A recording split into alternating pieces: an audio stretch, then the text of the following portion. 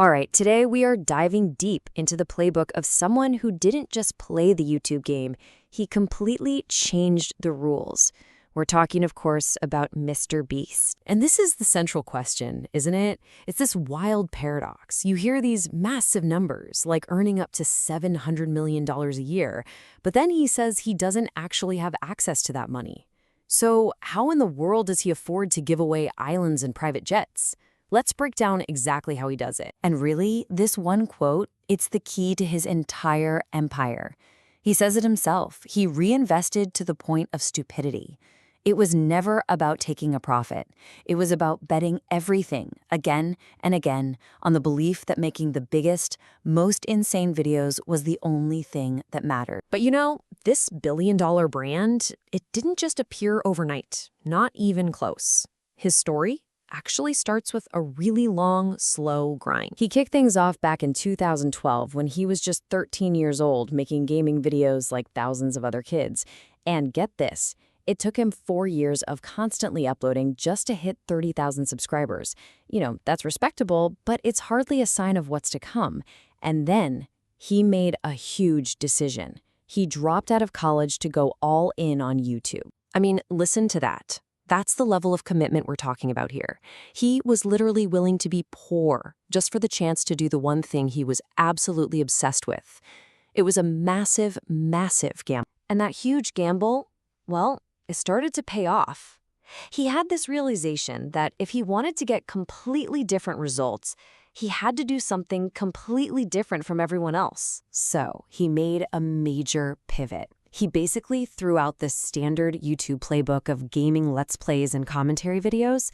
Instead, he shifted to these high-concept, totally absurd, and super eye-catching stunts that, frankly, nobody else was even thinking about, let alone trying. And the result of that pivot? Over 28 million views on a video of him, well, just counting to 100,000. It was pointless, it was exhausting to watch, but it was absolutely fascinating. And that video proved his new theory was right. If you do something truly ridiculously different, people will show up to watch. Now, that first viral hit wasn't just a lucky break. Oh no. It became the foundation for his entire business model. A really powerful idea we're going to call the reinvestment flywheel. Okay, so here's how the magic happens. First, he gets a brand deal. He uses that money to fund some crazy stunt or giveaway.